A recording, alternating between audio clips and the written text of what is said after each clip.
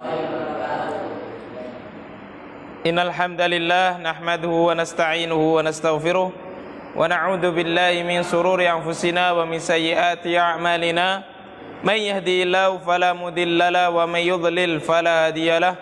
Asyhadu an la ilaha illallah wahdahu la syarikalah wa asyhadu anna Muhammadan 'abduhu wa rasuluh. Allahumma shalli wa sallim wa barik ala Muhammad wa ala alihi wa ashabihi ajma'in. Amma ba'du, fa inna asdaqal hadithi kitabullah wa khairal huda huda Muhammadin sallallahu alaihi wasallam wa syarral umuri muhdasatuha wa kulla muhdasatin fid dini bid'ah wa kulla bid'atin dolalah wa kulla dolalatin finnar. A'adani Allahu minan nar. Ayyuhal ikhwah rahimani wa rahimakumullah. Insyaallah pada kesempatan kali ini kita akan melanjutkan tafsir suratil Fatihah. Tafsir surat Al-Fatihah. Alhamdulillah kita telah mengkaji dua pembahasan. Apa yang pertama? Yang pertama nama-nama surat Al-Fatihah. Kemudian yang kedua apa? Fadail, fadilah surat Al-Fatihah. Sekarang yang akan kita bahas adalah maudhu'at suratil Fatihah. Pokok pembahasan yang terdapat di dalam surat Al-Fatihah.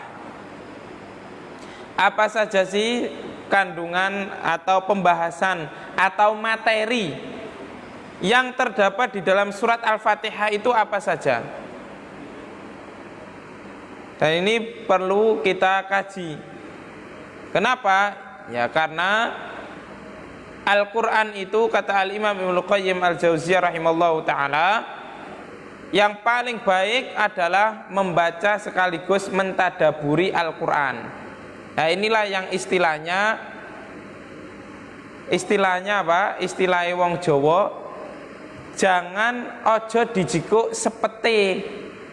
Ojo dijikuk sepete lan dijikuk batoke, tapi dijikuk lengane. Ini yang benar. Maksudnya diibaratkan sebuah kelapa, jangan diambil hanya batok. Apa batok bahasa Indonesianya?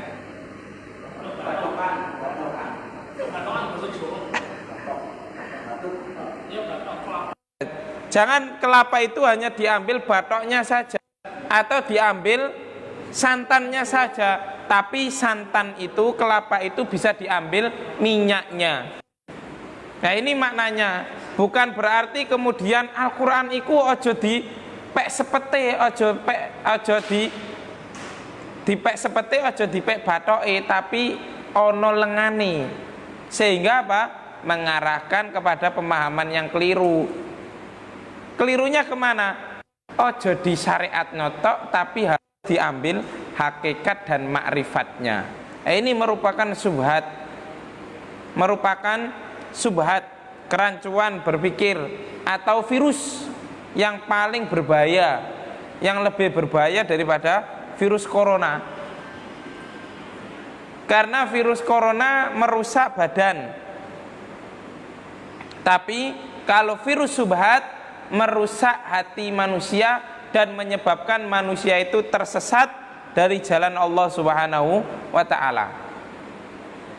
Jadi jangan sampai kita salah dalam memaknai surat Al-Fatihah, atau jangan sampai kita salah dalam memahami kandungan yang terdapat di dalam Al-Quran. Benar, Al-Quran itu jangan hanya sekedar bacaan saja, tapi harus ditadaburi makna yang terkandung di dalamnya. Jangan kemudian dibawa kepada makna yang keliru. Klopo iku ojo dijikuk batoke, ojo dijikuk sepete, ojo dijikuk kelapane, tapi dijikuk lengane. Tapi arahnya dibawa kepada apa? Dibawa kepada ajaran sufi, dibawa kepada ajaran sufi. Sehingga Al-Quran itu jangan diambil syariatnya saja, tapi ambil di situ ada hakikat dan sampai pada makrifat. Kalau orang yang sudah makrifat, jari ini dosa iku raspiro diurus karo Gusti Allah. Nah, ini omongan yang batil, omongan yang keliru. Manusia ketika dia berbuat dosa pasti dia akan dihukum oleh Allah Subhanahu wa taala. Wa man asaa fa'alaiha. Barang siapa yang melakukan keburukan, maka keburukan itu akan menimpa kepada dirinya. Jadi batil perkataan orang yang sudah ma'rifat itu, dosa gak sepiro diurus karo Gusti Allah Subhanahu wa taala. Ini adalah racun yang paling berbahaya. Virus yang paling berbahaya. Naudzubillahi min dzalik. Ini adalah keyakinannya kaum sufisme. Orang-orang yang gandrung dengan para sufi.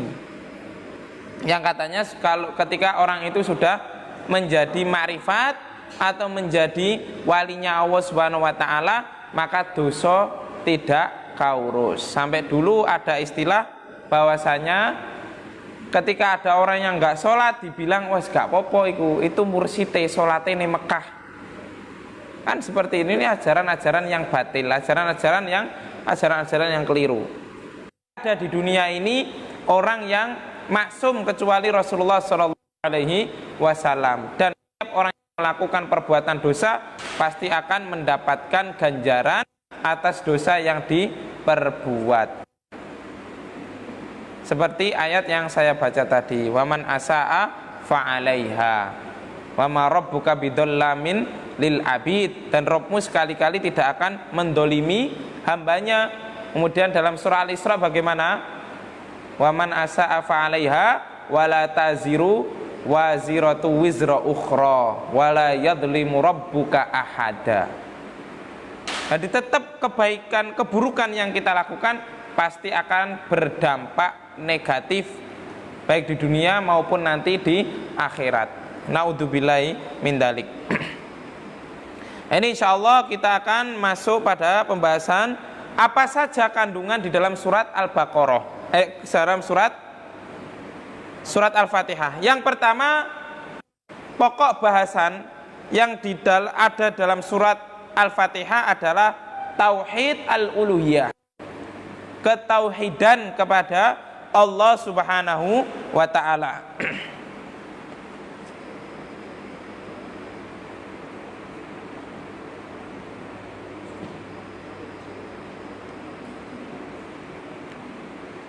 Atau uluhiyah di sini dimaknakan ketuhanan Allah Subhanahu wa taala. Jadi di dalam surat Al-Fatihah ini terdapat apa?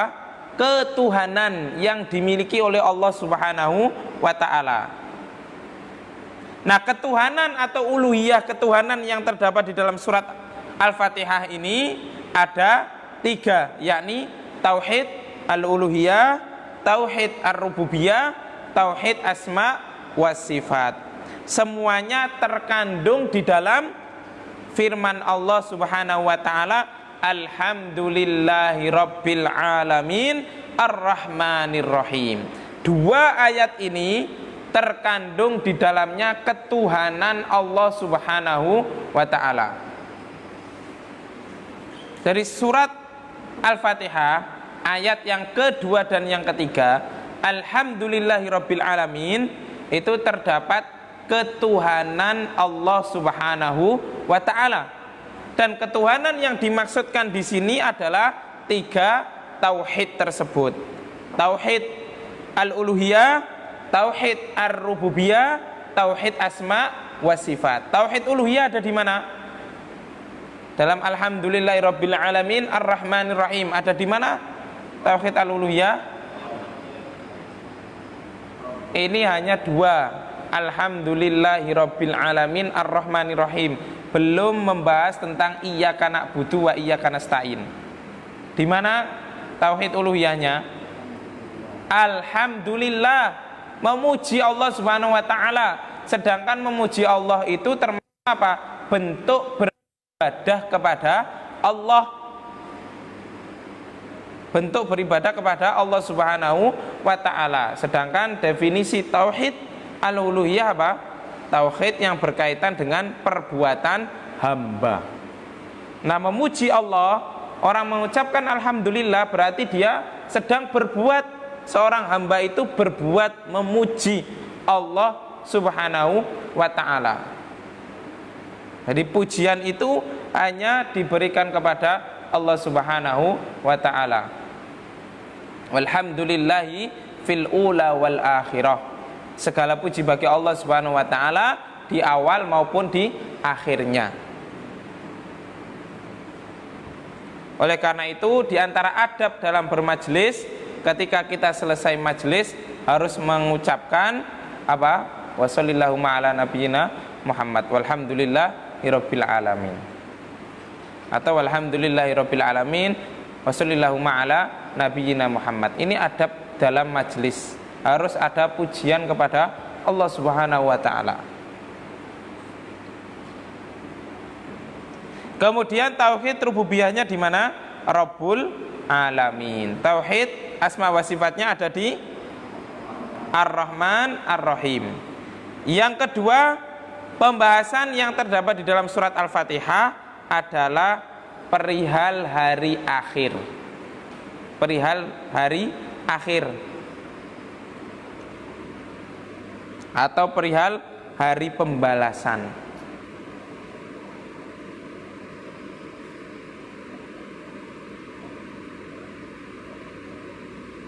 Hari akhir yang dimaksudkan di sini disebutkan oleh ulama, wa kullu ma yakunu ba'dal maut yata'allaqu bi yaumiddin fal hayatul barzakhiyah wal bi'tsu ba'dal maut wal hasyr wal hisab wal mizan was sirat wal istiqraru fil jannati awin nar kulluha min muta'alliqati yaumiddin al-yaumil akhir. Jadi di dalam surat Al-Fatihah terkandung keimanan terhadap hari akhir yang merupakan apa? Yang merupakan apa? Rukun iman ke berapa? Kelima. Rukun iman yang kelima. Jadi di dalam surat Al-Fatihah terdapat pelajaran wajibnya kita beriman dengan hari akhir. Dalilnya yaitu firman Allah Subhanahu wa taala, Maliki Yaumiddin, yang merajai hari pembalasan. Dan disebutkan oleh ulama di sini yang dimaksud yaumil akhir dimulai kehidupan di alam barzakh. Kemudian setelah di alam barzakh dibangkitkan manusia dari alam kubur, setelah itu dikumpulkan di padang mahsyar, kemudian setelah itu adanya hisab. Dihisab amalannya. Setelah hisab barulah ada mizan, timbangan amal. Setelah melewati timbangan amal, barulah seseorang itu melintas ke sirat. Setelah sirat barulah orang itu masuk ke dalam surga atau ke dalam neraka. Kita meminta kepada Allah Subhanahu wa taala semoga kita termasuk ahlul jannah. Amin ya rabbal alamin. Alam barzakh hari akhir. Hari akhir di sini mencakup keimanan kita pertama kepada kebangkitan setelah meninggal. Kemudian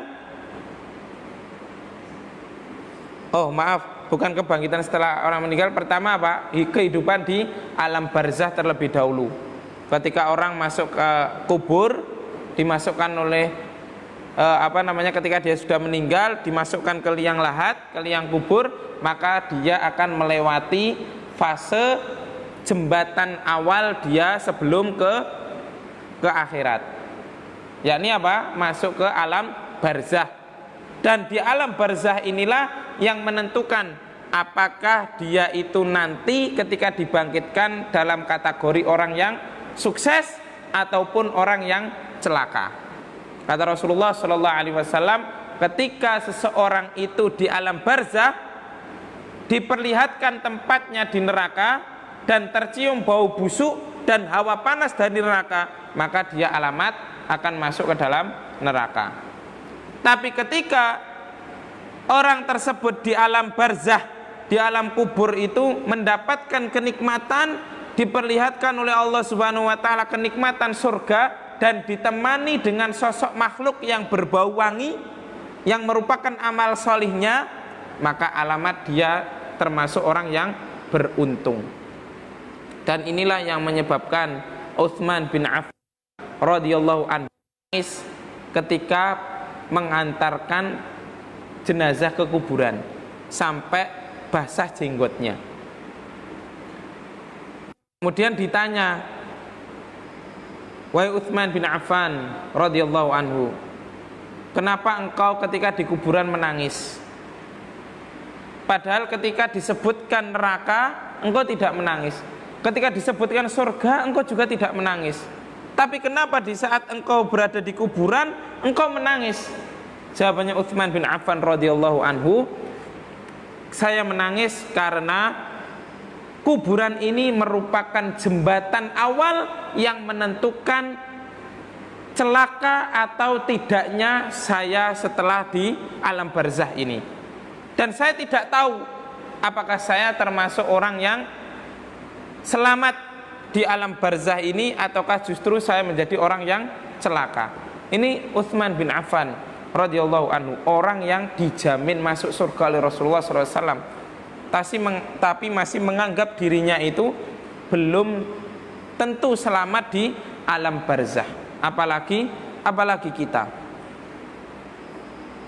Maka kita perbanyaklah berdoa kepada Allah Subhanahu wa taala, terutama berdoa akhir tasyahud akhir dengan doa meminta perlindungan kepada Allah Subhanahu wa taala dari berapa perkara?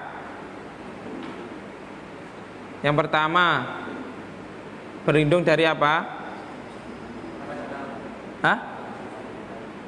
Berlindung dari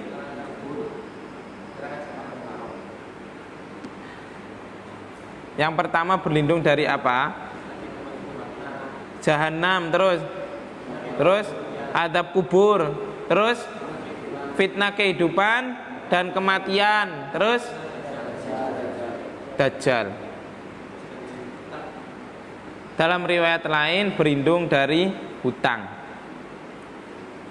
Dalam riwayat lain Rasulullah SAW ketika tasyahud akhir beliau berdoa, setelah berdoa Allahumma inni a'udzubika min fitnatil masiihid dajjal, a'udzubika min fitnatil mahya wal mamat, Allahumma inni a'udzubika minal ma'thami wal maghram.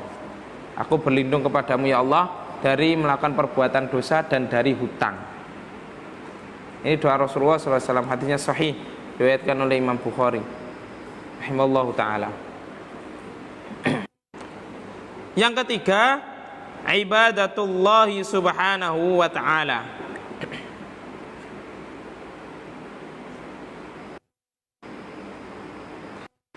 Jadi dalam surat Al-Fatihah terdapat kewajiban kita untuk beribadah kepada Allah Subhanahu wa taala. Jadi pokok pembahasan di dalam surat Al-Fatihah adanya bentuk pengibadatan kepada Allah Subhanahu wa taala.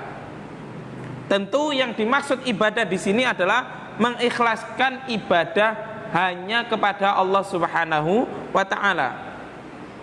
Wal ibadah bimafhumiha al-wasi', disebutkan di sini yang dimaksud ibadah di sini dalam surat Al-Fatihah ini makna ibadah dengan makna yang luas. Karena ibadah ini tidak hanya sekedar orang itu sholat, sekedar orang itu zakat, sekedar orang itu haji, puasa, tidak.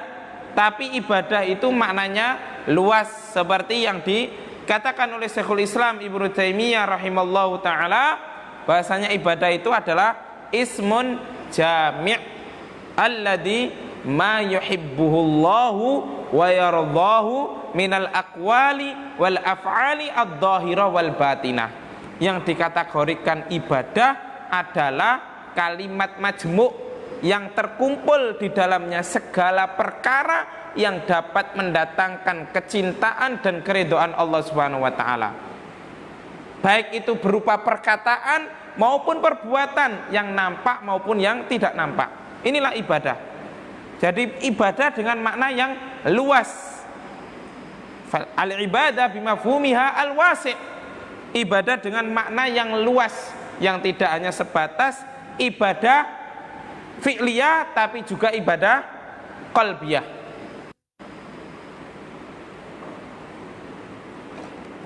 Apa ibadah hati? Zikir. Terus apa lagi? Ta'dim. Terus apa lagi? Tadarru', merendahkan diri kepada Allah, khosyah. Nah, itu semuanya ibadah apa? Ibadah hati. Apa saja ibadah hati, Rul? Apa saja?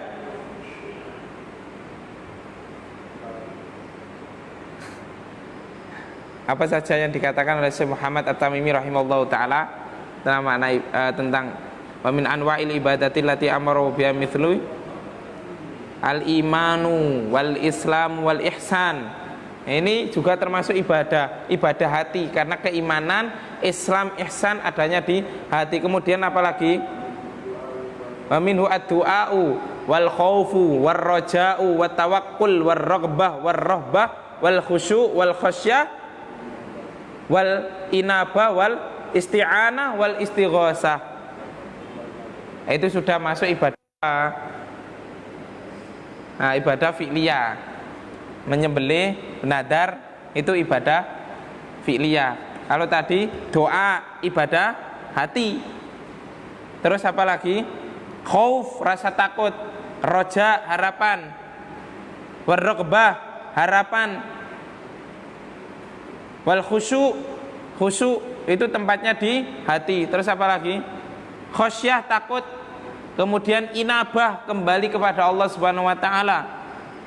Kemudian isti'anah, meminta pertolongan. Kemudian istighotsah, kemudian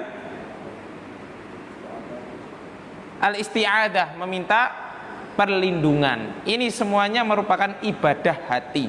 Ini maknanya ibadah dengan cakupan luas. Jadi ibadah itu maknanya luas. Dalam bahasa kerennya apa? Komprehensif.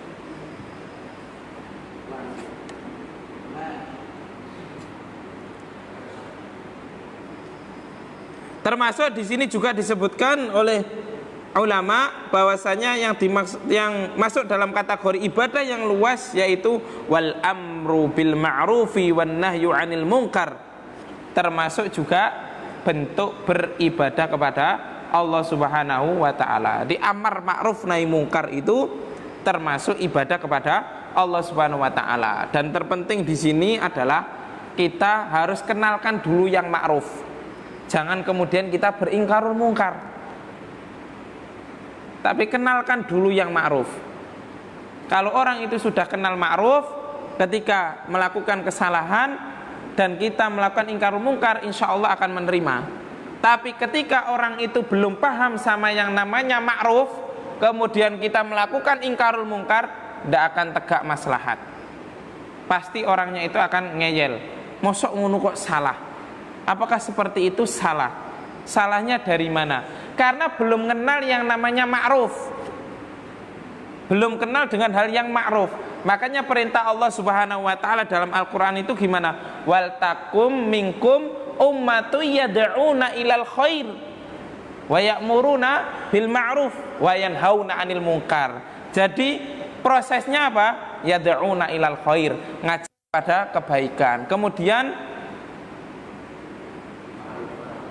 yad'una ilal khair wa ya'muruna bil ma'ruf. Nah, kenalkan dulu yang ma'ruf. Jangan dibalik. Wa yanhauna 'anil munkar, kemudian yad'una ilal khair. Nah, ini keliru, tidak akan bisa tegak. Karena ini sudah kaidah yang dijelaskan oleh Allah Subhanahu wa taala, yang sudah diletakkan oleh Allah Subhanahu wa taala dalam Al-Qur'an. Jadi pahamkan dulu orang tentang masalah agama, baru ketika ada keliruan kita jelaskan, kita ingkarul mungkar. Ini yang benar. Yad'una ilal khair wa ya'muruna bil ma'ruf dulu. Jangan yanhauna 'anil munkar dulu didahulukan, tapi orang yang diyanhauna 'anil munkar belum kenal yang namanya ma'ruf. Paham? Ini terkadang kita yang thalabul ilmi ini kadang hanya bermodal semangat saja,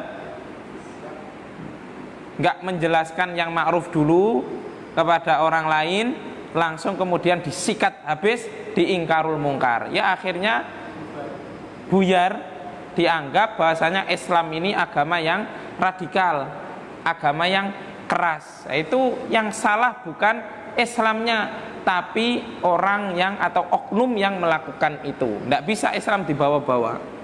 Islam itu mengajarkan rahmatan lil alamin, yad'una ilal khair wa ya'muruna bil ma'ruf, baru tegak yanhauna 'anil munkar. Tapi thalabul ilmi biasanya karena bermodal semangat, dapat ilmu dari gurunya, tidak dijelaskan tentang dawabit ingkarul mungkar, akhirnya kalau ada orang yang melakukan kemungkaran langsung disikat, kamu salah, kamu adalah mubtadi', orang yang melakukan kebid'ahan. Yang namanya bid'ah berarti dol, kamu berarti sesat dan menyesatkan. Nah, ini akibat modal semangat tanpa didasari dengan ilmu. Naudzubillahi min dzalik. Maka inilah pentingnya kita belajar. Karena dan belajar ini membutuhkan waktu yang lama. Berbeda dengan orang yang katanya punya ilmu laduni, gak belajar tapi bisa pinter. Nah, ini ilmunya dari jin. Tidak ada dalam Islam itu, dalam Al-Quran ini ilmu laduni itu tidak ada. Morong-morong sakti karpe dewe, pinter karpe dewe itu tidak ada. Rasulullah saja diajari malaikat Jibril. Dalilnya di dalam surat Al-Fatihah terdapat wajibnya beribadah kepada Allah Subhanahu wa taala, yaitu iyyaka na'budu wa iyyaka nasta'in. Kemudian yang keempat adalah al-isti'anatu billahi wahdah. Di dalam surat Al-Fatihah ini terdapat pelajaran materi yang terpenting, yaitu kita harus meminta pertolongan hanya kepada Allah Subhanahu wa taala semata. Al-isti'anatu billahi wahdah, meminta pertolongan hanya kepada Allah Subhanahu wa taala semata. Apapun itu. Karena dalilnya apa?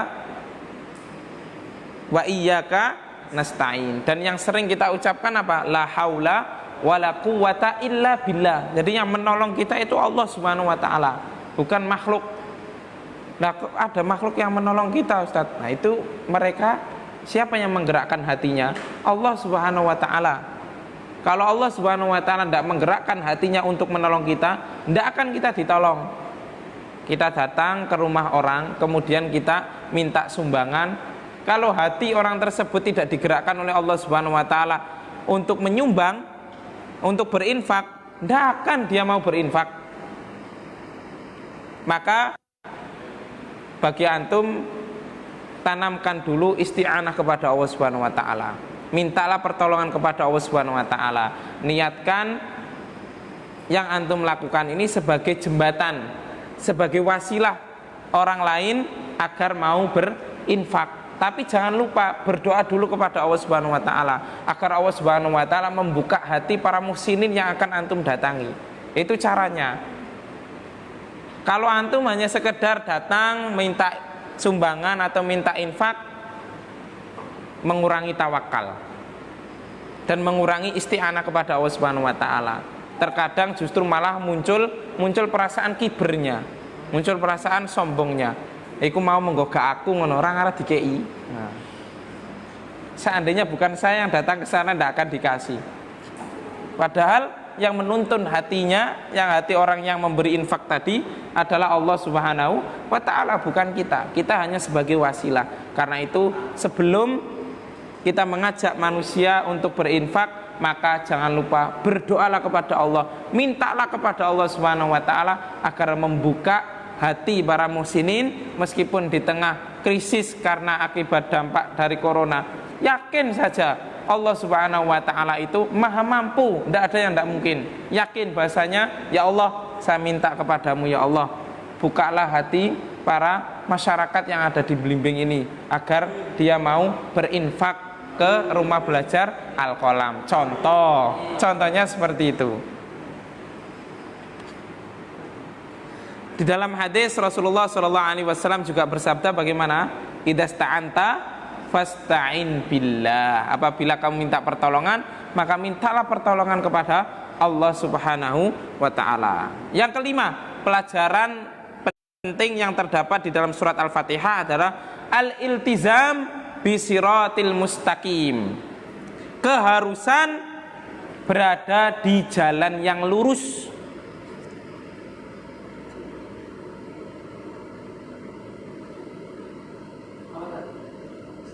Keharusan iltizam bisiratil mustaqim. Keharusan atau kewajiban meniti jalan yang lurus, yakni jalannya para sahabat Rasulullah sallallahu alaihi wasallam. Jadi siratal mustaqim yang sudah kita bahas pada fadilah surat Al-Fatihah. Kita meminta kepada Allah Subhanahu wa taala berarti keharusan bagi kita untuk senantiasa berada di jalan yang lurus, berada di atas manhaj salaf, manhajnya para sahabat ridwanullah alaihim. Dalilnya yaitu firman Allah Subhanahu wa taala bagaimana Mas Asrul? Wa may yushaqiqir rasul. Gimana? Wa may yushaqiqir rasul wa yattabi ghaira sabilil mu'minin nuwallihi ma tawalla wa nuslihi jahannam wa sa'at masira. Ini dalilnya perintah untuk berpegang teguh atau meniti atau beragama atau iltizam di atas manhajnya para sahabat sabilil mukminin, yakni para sahabat Rasulullah sallallahu alaihi wasallam. Dan juga di dalam hadis yang diriwayatkan oleh sahabat Irbad bin Sariyah radhiyallahu anhu yang diriwayatkan oleh Al-Imam Abu Dawud dan Tirmidzi, Rasulullah sallallahu alaihi wasallam bersabda, "Man ya'ish minkum ba'di fasayara ikhtilafan katsira. Fa'alaikum bisunnati wa sunnati khulafa'ir rasyidin al-mahdiyyin. Addu 'alaiha bin nawajid wa iyyakum wa muhdatsatil umur fa inna kulla muhdatsatin bid'ah." Kata Rasulullah sallallahu alaihi wasallam, "Man ya'ish minkum ba'di fasayara ikhtilafan katsira." Barang siapa yang dia hidup sepeninggalku, maka dia akan melihat perselisihan yang amat banyak sekali.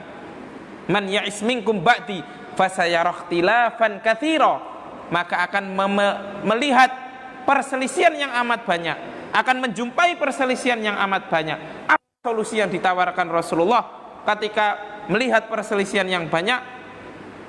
Fa'alaikum bisunnati wa sunnati khulafa'ir rasyidin al-mahdiyyin. Ketika kamu melihat perselisihan yang amat banyak itu, maka wajib atas kalian, fa'alaikum, wajib atas kalian. Dalam ilmu usul fikih, sighah alaikum menunjukkan perintah wajib. Fa'alaikum sunnati, maka wajib atas kalian berpegang teguh dengan sunnahku dan sunnah khulafaur rasyidin.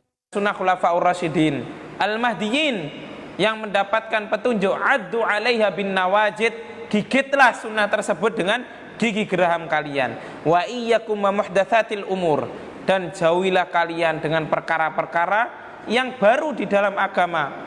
Fa inna kulla muhdatsatin bid'ah, karena setiap perkara yang baru itu merupakan bid'ah.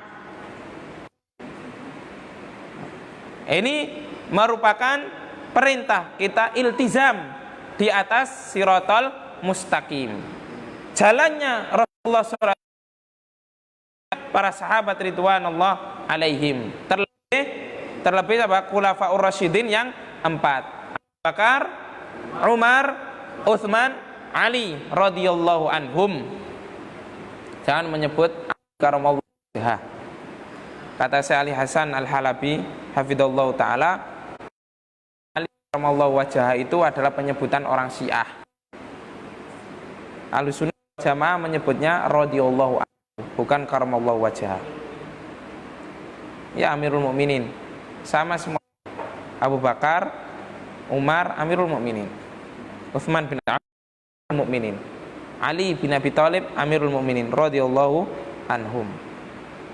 Jadi kita diperintahkan ketika kita melihat perselisihan yang amat banyak, maka kita tidak usah bingung, pelajari Al-Quran sesuai dengan pemahaman yang benar. Pelajari Al-Quran, pelajari hadis sesuai dengan pemahaman para ulama-ulama, sesuai dengan manhaj salafun shalih. Kitab-kitab para ulama banyak yang sudah bertebaran. Mengkajinya agar kita tidak menjadi orang yang sesat. Kata Rasulullah SAW, para nabi itu ketika meninggal tidak meninggalkan dinar dan dirham, tapi meninggalkan apa? Meninggalkan ilmu. Sama juga dengan ulama, ketika meninggalkan ilmu, tidak meninggalkan dinar dan dirham. Dan alhamdulillah banyak kitab-kitab ulama-ulama Ahlussunnah yang bisa kita pelajari, yang bisa kita baca kemudian kita kaji. Mumpung ini belum diangkat oleh Allah Subhanahu wa taala.